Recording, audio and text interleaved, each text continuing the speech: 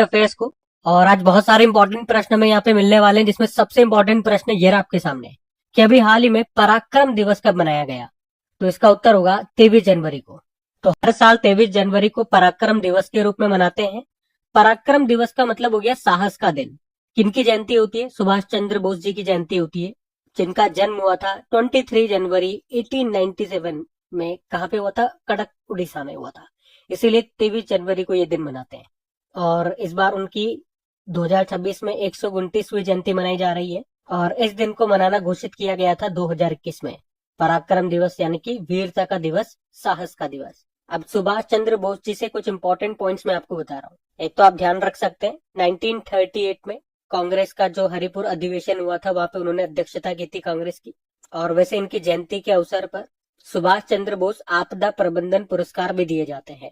अगर व्यक्ति को दिया जाता है तो 5 लाख रुपए मिलते हैं पुरस्कार के रूप में, संस्था को दिया जाता है तो 51 लाख रुपए मिलते हैं उसे पुरस्कार के रूप में। और ये पुरस्कार वाला प्रश्न किसे दिया गया, ये कल मैं आपको कवर करवाऊंगा।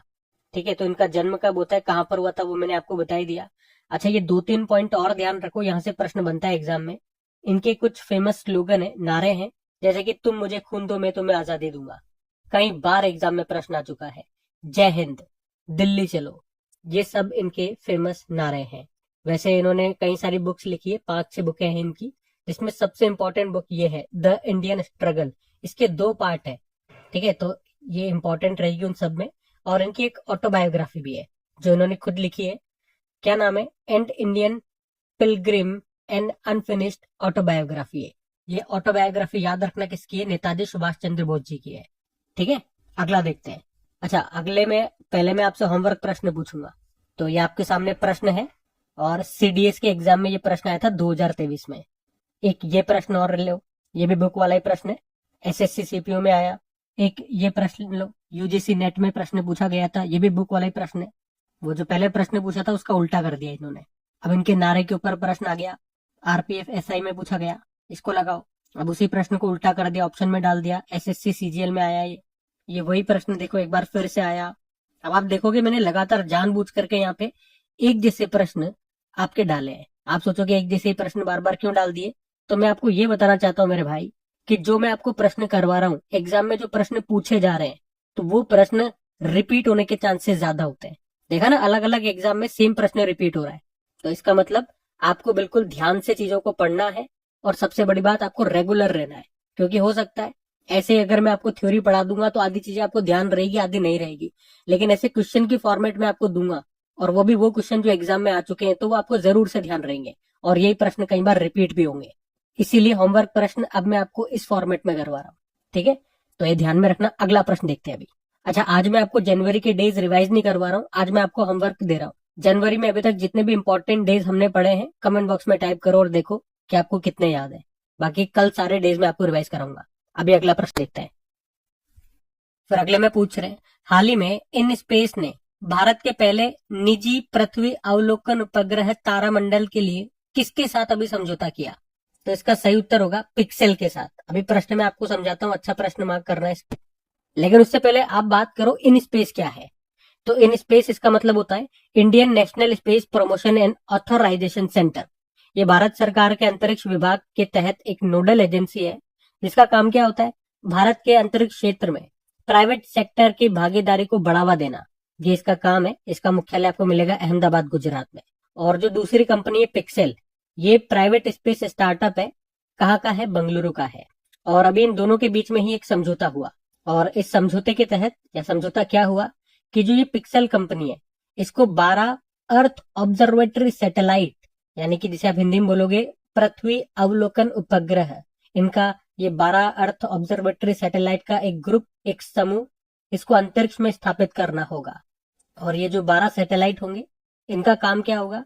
ये लगातार दिन रात रात दिन धरती की तस्वीरें लेते रहेंगे, जिससे कृषि, शहरी विकास और आपदाओं की सटीक जानकारी मिल सकेगी। और ये सिस्टम पीपीपी मॉडल पर काम करेगा, जिसमें इन स्पेस तो सुविधा प्रदान करेगा, और ये जो प्राइवेट स्पेस कंपनी है पिक्सेल, ये इसका संचालन करेगी। तो इस तरह से हमने कहा कि ये भारत का पहला private earth observation satellite constellation होगा। अब सैटेलाइट कॉन्स्टिलेशन का क्या मतलब हो गया? उपग्रहों का तारामंडल, यानी कि ग्रुप ऑफ सैटेलाइट आप कह सकते हो। और इन्हें ये स्थापित करना होगा, 5 साल का समय दिया गया है। इसके लिए निवेश होगा 1200 करोड़ रुपए का। तो कितने सैटेलाइट स्थापित करने होंगे, डीप से आजकल प्रश्न बन रहे हैं। आपने सब कुछ याद कर लिया, लेकिन इसमें आपने ध्यान नहीं दिया कि कितने सैटेलाइट स्थापित करने थे, तो मामला गड़बड़ हो जाएगा। तो 12 सैटेलाइट स्थापित करने, ये जरूर ध्यान में रखना। 12 अर्थ ऑब्जर्वेटरी सैटेलाइट्स का ग्रुप बनाना है। और पिक्सल, ये कहाँ की कंपनी है, कहाँ का स्पेस स्टार्टअप है, बंगलुरु का है। अच्छा, पिक्सल से एक प्रश्न मैं आपसे पूछता हूँ, बताओ पिक्सल का पहला फुल्ली कमर्शियल सैटेलाइट का नाम क्या है। और आपकी जानकारी के लिए बता दूं, ये प्रश्न एग्जाम में पूछा जा चुका है। तो इसका तो उत्तर मैं आपको दे रहा हूँ, शकुंतला, जिसे 2022 में स्पेस एक्स, जो कि एलन मस्क की कंपनी है, तो स्पेस एक्स के फॉल्कन 9 रॉकेट से लॉन्च किया गया था। चलो, इस प्रश्न का उत्तर तो आपने नहीं दिया होगा, मैंने दे दिया, कोई बात नहीं। अब ये लेटेस्ट प्रश्न एक और मैं आपसे पूछता हूँ, ये तो 2025 में ही हमने पढ़ा है, इसका उत्तर देने की कोशिश करो। कि अभी भारतीय खगोलविदों ने, जो एस्ट्रोनॉमर्स होते हैं, उन्होंने एक नई स्पाइरल आकाश गंगा की खोज की थी। उसका नाम क्या रखा था। उसे खोदने के लिए अमेरिका के जेम्स वेब टेलीस्कोप का भी इस्तेमाल किया गया था। तो नाम पता है इसका, तो नाम ध्यान रखना, नाम इंपॉर्टेंट रहेगा। ये वाला प्रश्न देखना, किसी न किसी एग्जाम में आएगा, इंपॉर्टेंट प्रश्न है। अभी तो मैं उत्तर बता रहा हूँ, अलकनंदा इसका नाम रखा था। नहीं याद है तो याद रखना, इंपॉर्टेंट प्रश्न बनेगा। अच्छा, इसी तरह से इसरो की कुछ और इम्पोर्टेंट लॉन्चिंग्स हुई थी, वो मैं आपको रिवाइज करवा देता हूँ। जैसे कि हमारा जो पहला सूर्य मिशन था, आदित्य L1, उसको हमने किससे लॉन्च किया था, PSLV C57 से। एक्सपोसेट को PSLV C58 से। इनसेट 3DS उपग्रह को GSLV F14 से। प्रोबा 3 मिशन, जो कि यूरोपियन स्पेस एजेंसी का था, उसको हमने PSLV C59 से लॉन्च किया था। स्पेडेक्स मिशन, स्पेडेक्स का मतलब होता है स्पेस डॉकिंग एक्सपेरिमेंट, ये इसरो का 99 नंबर का मिशन था, इसको हमने PSLV C60 से लॉन्च किया था। और जो हमारा 100वां मिशन था, जिसमें हमने NVS-02 उपग्रह को लॉन्च किया था, किससे, GSLV F15 से। और उसके बाद जो 101 नंबर का जो हमारा मिशन था, वो मिशन फेल हो गया था, उसमें हमने अर्थ ऑब्जर्वेटरी सैटेलाइट 09 को लॉन्च किया था, किससे, PSLV C61 से। अच्छा, आप मुझे बताओ, अभी कुछ दिन पहले ही हमने पढ़ा था, जो कि 2026 का पहला लॉन्चिंग था हमारा इसरो का, उसमें हमारा जो लॉन्चिंग है वो फेल हो गया था। तो कौन सा रॉकेट था और कितने सैटेलाइट्स को हमने लॉन्च किया था, इसका उत्तर दो आप लोग। बाकी निसार सैटेलाइट, जो कि नासा और इसरो ने मिलकर के तैयार किया था, जिसका फुल फॉर्म क्या होता है, NASA ISRO synthetic aperture radar, इसको श्रीहरिकोटा से लॉन्च किया था, किससे, GSLV F16 से। और ये दोनों भी इंपॉर्टेंट रहेंगे। दुनिया का सबसे बड़ा कमर्शियल कम्युनिकेशन सैटेलाइट, जिसका नाम है ब्लू बर्ड ब्लॉक 2, अमेरिका का है, इसको हमने लॉन्च किया था LVM-3M6 से। और उसी तरह से हमारा खुद का भारत का सबसे भारी कम्युनिकेशन सैटेलाइट, जिसका नाम है CMS-03, या उसको GSAT-7R भी कहते हैं, इसको हमने LVM-3M5 से लॉन्च किया था। इसलिए ये मिलते जुलते प्रश्न है, तो मैंने साथ में लिख दिया, कोई कंफ्यूजन नहीं रहेगा, ध्यान में रखना। अगला प्रश्न देखते हैं।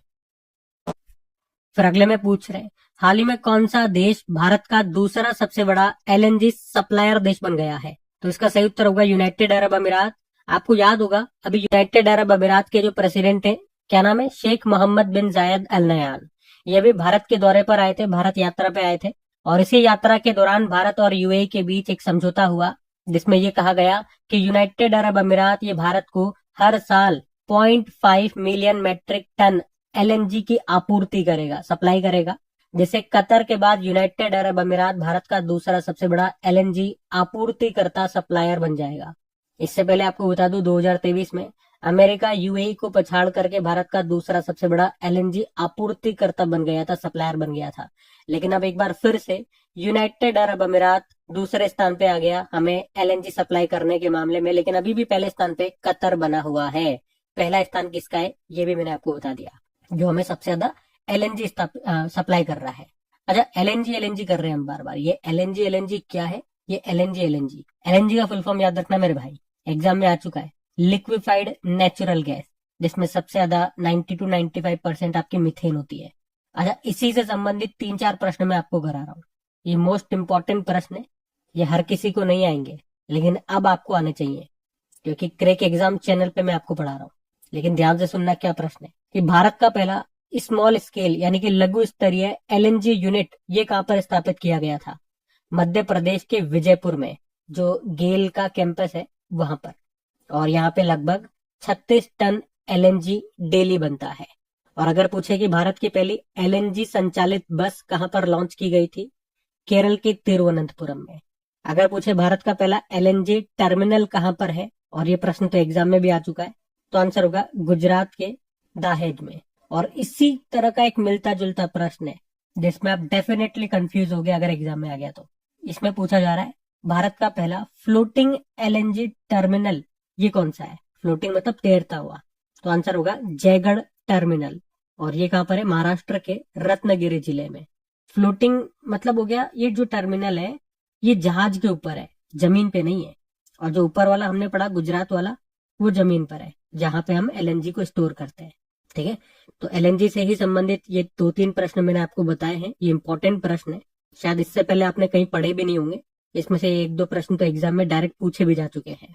अब यहाँ पे बात यूएई की हो रही है, तो ये रहा मैप में यूनाइटेड अरब अमीरात। कैपिटल आबू धाबी हो गई है, करेंसी है दिरहम, प्रेसिडेंट है मोहम्मद बिन जायद अल नयान। अच्छा मुझे आप बताओ, अभी जैसे ये भारत की यात्रा पर आए थे, अभी कुछ दिन पहले जर्मनी के चांसलर भी भारत की यात्रा पर आए थे। उन चांसलर का नाम क्या है, जर्मनी के चांसलर का नाम पूछ रहा हूं मैं आपसे, ये आपको बताना है। ये आपका एक और होमवर्क प्रश्न हो गया। और यहाँ के यूएई के प्रधानमंत्री कौन है, शेख मोहम्मद बिन रशीद अल मखतूम इनका नाम है।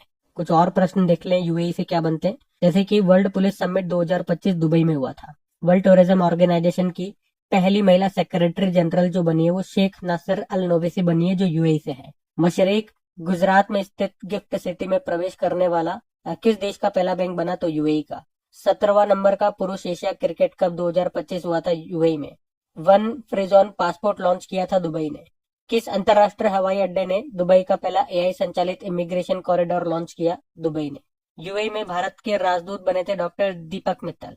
शिक्षा मंत्री जी ने, जो हमारे हैं धर्मेंद्र प्रधान, इन्होंने किस देश में पहला विदेशी अटल नवाचार केंद्र शुरू किया था, यूएई में। वहां पे जो अबू धाबी में हमारा आईआईटी दिल्ली का कैंपस है वहां पर। ग्लोबल एआई शो 2025 हुआ था अबू धाबी यूएई में। और दूसरा डेजर्ट साइक्लोन अभ्यास, ये 2025 में हुआ था भारत और यूएई के बीच में, अबू धाबी यूएई में। ठीक है, तो ये सब ध्यान में रखना। अगला प्रश्न देखते हैं। फिर अगले में पूछ रहे हैं अभी हाल ही में वर्ष 2025 का इंदिरा गांधी शांति पुरस्कार के लिए किसे चुना गया। तो इंपॉर्टेंट प्रश्न मार्क करना है इसको। उत्तर होगा ग्रामा माचेल को। तो इंदिरा गांधी शांति पुरस्कार, इंदिरा गांधी पीस प्राइज, या इसी को इंदिरा गांधी शांति निरस्त्रीकरण और विकास पुरस्कार भी कहा जाता है। तो 2025 का ये जो प्रतिष्ठित इंदिरा गांधी शांति पुरस्कार है, इसके लिए चुना गया है ग्रासा माशेल को। अब ये ग्रासा माशेल कौन है, कहाँ से बिलोंग करती है, तो ये मोजाम्बिक देश की एक मानवाधिकार कार्यकर्ता है। किस देश की है ये जरूर याद रखना, मोजाम्बिक देश की। और इन्हें ये अभी इस पुरस्कार के लिए चुना गया। इन्हें क्यों, तो उन्हें बच्चों और महिलाओं के अधिकारों, शिक्षा और सामाजिक विकास के लिए उनके लंबे समय के समर्पण व योगदान के लिए उन्हें इस सम्मान के लिए चुना गया है। आपको बता दूं, वे मोजाम्बिक देश की स्वतंत्रता के बाद पहली वहां की महिला शिक्षा मंत्री थी, और नेल्सन मंडेला की पत्नी भी वो रह चुकी है। ठीक है, ये तो हमने इनके बारे में बात कर ली, ग्रामा माचेल की। अब इस पुरस्कार की बात कर लें, इंदिरा गांधी शांति पुरस्कार। ये 1986 से हर साल दिया जा रहा है।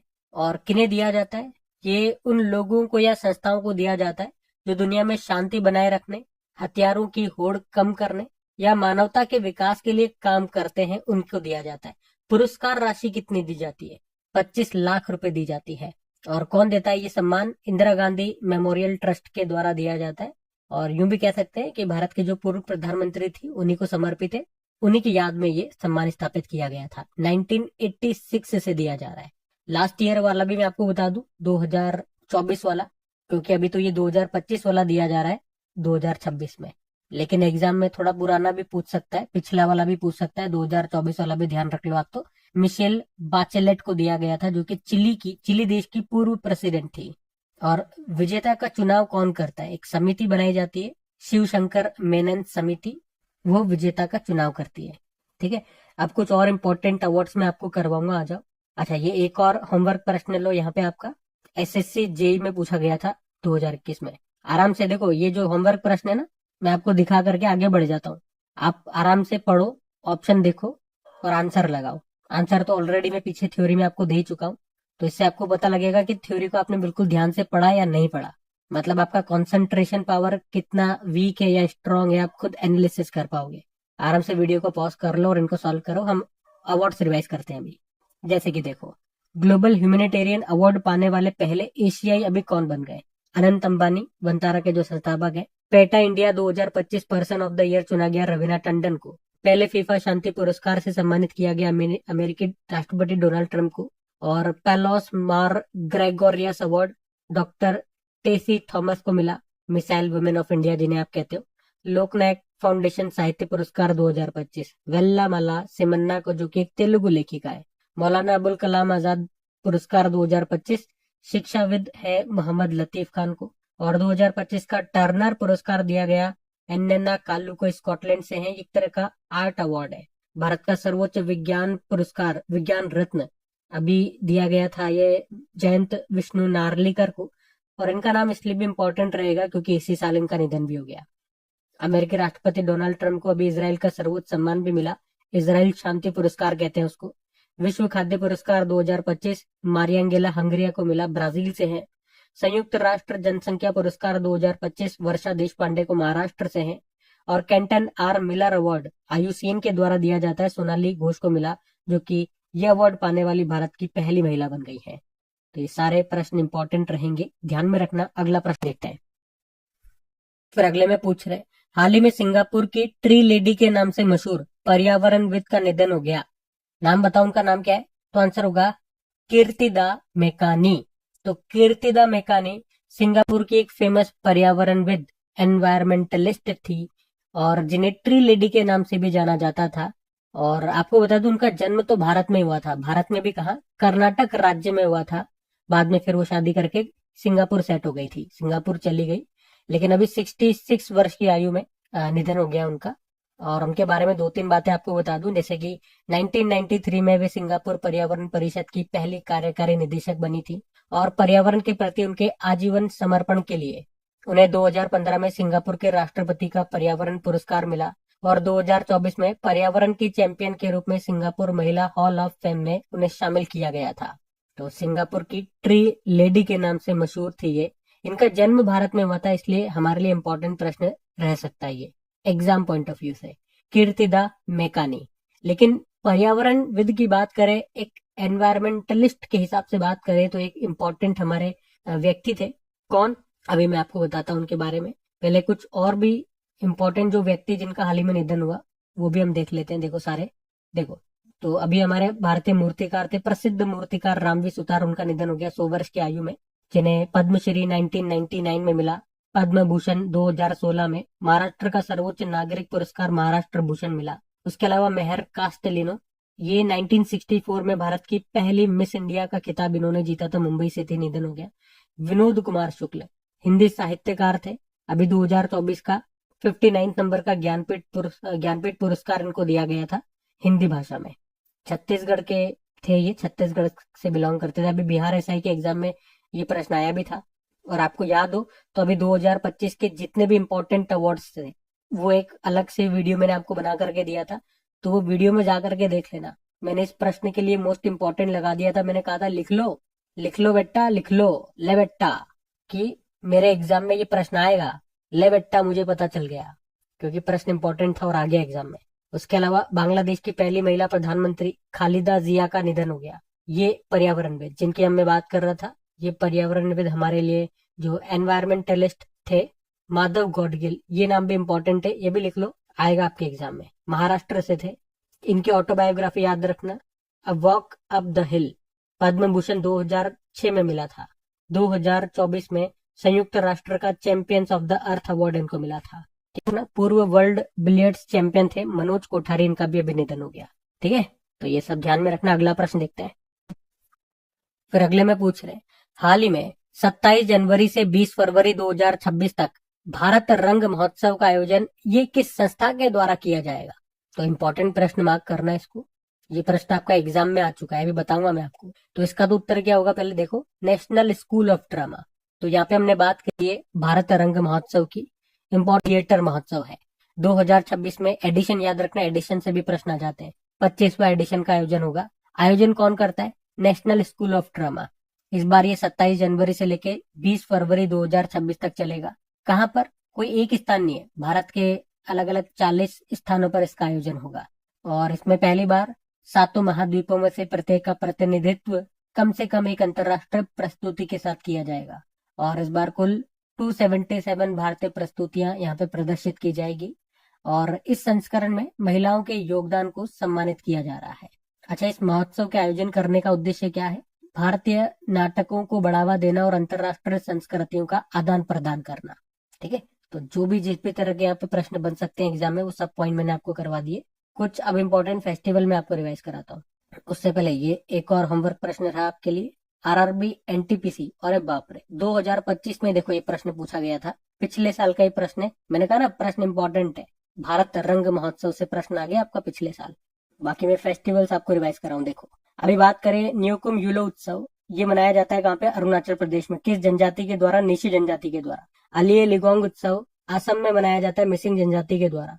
अभी रक्षा मंत्रालय ने कहां पर शौर्य वेदनम उत्सव का आयोजन किया था? बिहार के पूर्वी चंपारण जिले के मोतिहारी शहर में। सूफी महोत्सव जहां ने खुसरो 2025 का आयोजन हुआ था नई दिल्ली में। हेरत उत्सव जम्मू कश्मीर में होता है। चापचारकुट महोत्सव मिजोरम में। शाश्वत मिथिला महोत्सव गुजरात के गांधीनगर में। होला मोहल्ला त्योहार पंजाब में। अट्टूकल पोंगल महोत्सव केरल में। याद रखना 10 दिनों तक मनाते हैं। इसी तरह से पोंगल उत्सव पूछेंगे तो तमिलनाडु में होता है, 4 दिनों तक चलता है। सरूल फेस्टिवल झारखंड में मनाते हैं। ठीक है, ध्यान में रखना सब। अगला प्रश्न देखते हैं। फिर अगला प्रश्न बुक से है। क्या है कि अभी हाल ही में लॉन्च एक पुस्तक है जिसका नाम है Charles of ambrosia, Ram Janmabhoomi challenge and response. पूछ रहे इस बुक को किसने लिखा है, लेखक कौन है? सुरेंद्र कुमार पचौरी। तो बुक का नाम है Charles of ambrosia, Ram Janmabhoomi challenge and response. इसको लिखा है सुरेंद्र कुमार पचौरी ने और इस बुक को लॉन्च किया हमारे वाइस प्रेसिडेंट सीपी राधाकृष्णन ने। तो ये जो बुक है ये भगवान श्री राम की जन्मभूमि को पुनः प्राप्त करने की जो लंबी और कठिन यात्रा रही है उसका वर्णन करती है, उसके बारे में बताती है। और जो ये लेखक है ना सुरेंद्र कुमार पचौरी, आपको बता दूं वे लिब्रहान आयोग के सचिव रहे थे। ये वही लिब्रहान आयोग है जिसे बाबरी मस्जिद डिमोलिशन की जांच के लिए बनाया गया था। तो ये उसी के सचिव थे, उन्होंने ये बुक लिखी है, तो ध्यान रखना। कुछ और बुक्स देखें तो ये एक बुक है the remarkable life of the only Muslim women in constituent assembly. ये ऑटोबायोग्राफी एक्चुअली में बेगम कुदसिया रसूल की। और वे कौन थी? याद रखना, वे भारत का संविधान का मसौदा तैयार करने वाली संविधान सभा की एकमात्र मुस्लिम महिला सदस्य थी। तो ये भी एक स्टैटिक प्रश्न हो गया आपका। एक बुक है Bharat that is India, Abhijit Jog ने लिखा। और फिर एक बुक आई थी the 11th hour quintet of stories को सलमान रुश्दी ने लिखा। Kashmir in the line of fire Ranjan Mahajan ने। व्हेन इट ऑल बिगन को राकेश मारिया। सनातन संस्कृति की अटल दृष्टि, अटल जी के ऊपर ये बुक है, इसको लिखा था वासुदेव देवनानी ने जो कि राजस्थान विधानसभा के अध्यक्ष हैं। लॉन्च किया था वाइस प्रेसिडेंट ने। द ग्रेट सैंक्शन हैक, इसको हमारे आरबीआई के पूर्व गवर्नर उर्जित पटेल ने लिखा। मोदी युग में भारत का आर्थिक सशक्तिकरण को सिकंदर कुमार ने। My idea of nation first, इसको लिखा उदय माहुरकर ने। लॉन्च किया था हमारे सड़क मंत्री नितिन गडकरी ने। महामना वांग्मय, ये बुक पंडित मदन मोहन मालवीय के लेखनों का, उनके भाषणों का कलेक्शन है। और इसका ये अभी 2nd एडिशन आया था जिसको लॉन्च किया था वाइस प्रेसिडेंट सीपी राधाकृष्णन ने। और एक बुक आई थी in service of the nation reflection of bureaucrat, इसको लिखा प्रताप सिंह ने। ठीक है, तो ये 11 बुक्स है, इंपॉर्टेंट है, ध्यान में रखना। अगला प्रश्न देखते हैं। फिर अगले में पूछ रहे हैं हाल ही में तेलंगाना ने भारत की पहली net zero greenfield smart city के लिए किसके साथ समझौता किया? तो आंसर होगा यूनाइटेड अरब अमीरात। तो तेलंगाना ये यूनाइटेड अरब अमीरात के साथ मिलकर के भारत फ्यूचर सिटी का निर्माण कर रहा है, जो भारत का पहला net zero greenfield smart city होगा। देखो, नेट जीरो का मतलब तो आप समझते हो, मतलब जितना कार्बन उत्सर्जन होगा उतना ही अवशोषित करना है, एब्जॉर्ब करना है, तो नेट जीरो हो गया।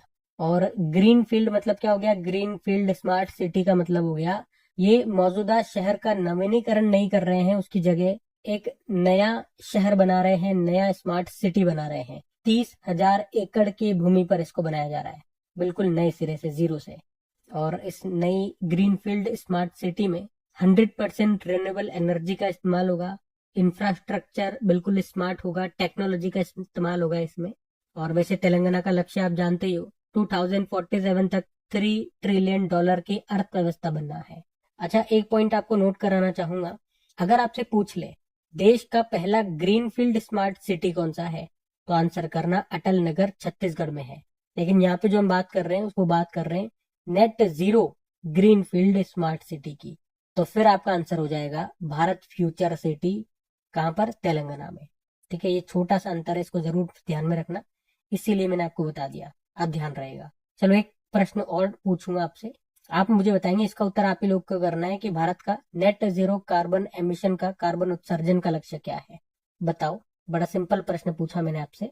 बाकी यहाँ पे तेलंगाना की बात हो रही है, तेलंगाना एक बार ले चलता हूँ मैं आपको। यूएई तो हमने पढ़ लिया आज, तो ये रहा मैप में तेलंगाना। अच्छा, अब यहाँ से आपको मैं तेलंगाना ले चलता हूँ, तेलंगाना हम देख लेते हैं क्योंकि यूएई तो हमने पढ़ लिया।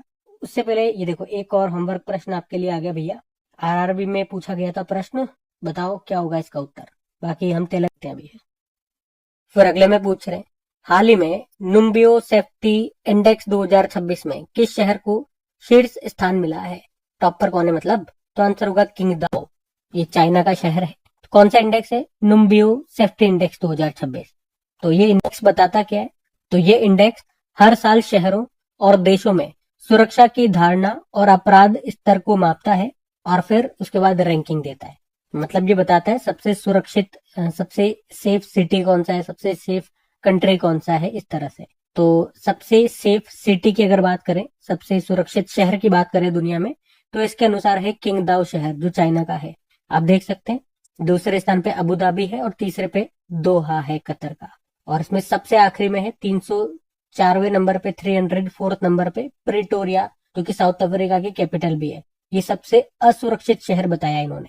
वहीं भारत में बात करें तो भारत में सबसे सुरक्षित शहर बताया गया कर्नाटक का मंगलुरु, 46 नंबर पर है इस लिस्ट में। वैसे इसका स्कोर है 74.4। उसके बाद अहमदाबाद है। और सबसे अनसेफ भारतीय शहर कौन सा है? तो दिल्ली है, 255वें स्थान पर है। ये तो हमने शहरों की बात कर ली, विश्व में भी और भारत में भी। अब कंट्रीज के लेवल पे बात कर ले तो सबसे सेफ कंट्री बताई गई है यूनाइटेड अरब अमीरात। और सेफेस्ट कंट्री के मामले में भारत के रैंक है 70 और भारत का स्कोर है 55.8। तो इस स्कोर के साथ भारत को मध्यम सुरक्षा श्रेणी, मॉडरेट सेफ्टी कैटेगरी में रखा गया है। और ये इंडेक्स जारी करता है नुम्बियो, जिसकी स्थापना होती है 2009 में और इसका मुख्यालय आपको मिलेगा बेलग्रेड, सर्बिया में। अब इंडेक्स वाला प्रश्न है, रैंकिंग वाला प्रश्न है। अभी 2-5 दिन में मैंने आपको 2-3 बार 2025 की इंपॉर्टेंट रैंकिंग्स रिवाइज करा दी। आज मैं आपको रिवाइज नहीं कराऊंगा, आज उन्हीं में से 2-4 प्रश्न मैं आपसे पूछ लेता हूँ। ठीक है, तैयार हैं आप लोग? तो सबसे पहले आप बताना, भ्रष्टाचार धारणा सूचकांक, करप्शन परसेप्शन इंडेक्स आया था, उसमें भारत की रैंक क्या है और टॉप पर कौन है? उसी तरह से मानव विकास सूचकांक, ह्यूमन डेवलपमेंट इंडेक्स में बताओ, ग्लोबल जेंडर गैप इंडेक्स में बताओ, और sustainable development goal index, world competitiveness ranking जो आई थी। ये 5 प्रश्न मैंने आपसे इंडेक्स के पूछ लिए। इनमें भारत की रैंक और इसमें टॉपर कौन था ये बता दो। हम अगला प्रश्न देखते हैं। फिर अगले में पूछ रहे हैं कि टाइम्स हायर एजुकेशन विषय रैंकिंग 2026 में टॉप 100 में शामिल होने वाला एकमात्र भारतीय संस्थान कौन सा है? तो आंसर होगा आईआईएससी बेंगलुरु। तो Times Higher Education subject ranking 2026 की हम बात कर रहे हैं।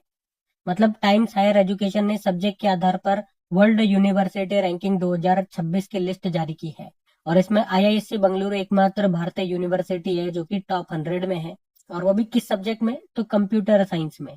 तो कंप्यूटर साइंस सब्जेक्ट में आईआईएससी बेंगलुरु ये टॉप 100 में आने वाला एकमात्र भारतीय यूनिवर्सिटी है। कौन सी रैंक मिली है? 96। मतलब ऐसे तो अलग अलग सब्जेक्ट्स हैं, टोटल 11 सब्जेक्ट्स में ये रैंकिंग इन्होंने जारी की है और भी कई सारे भारतीय यूनिवर्सिटीज इन लिस्ट में है।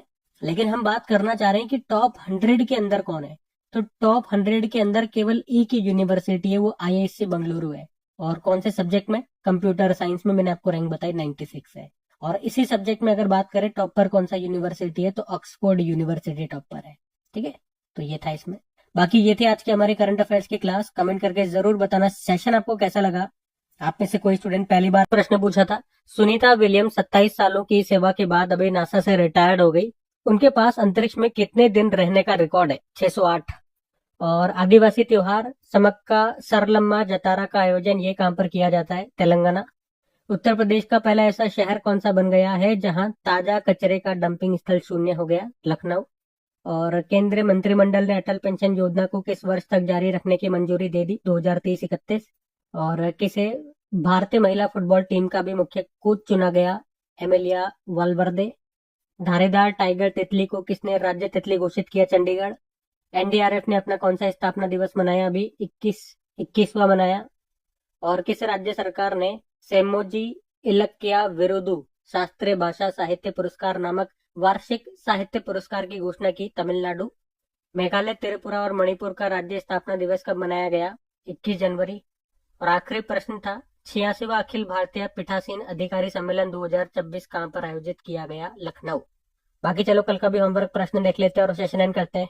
तो कल आपसे पूछा था US open tennis grand slam 2025 में पुरुष एकल का खिताब जीता कार्लोस अल्काराज। आंसर होगा। आप सभी ने प्रश्न का बिल्कुल सही उत्तर दिया। अब ये रहा आज का आपका होमवर्क प्रश्न।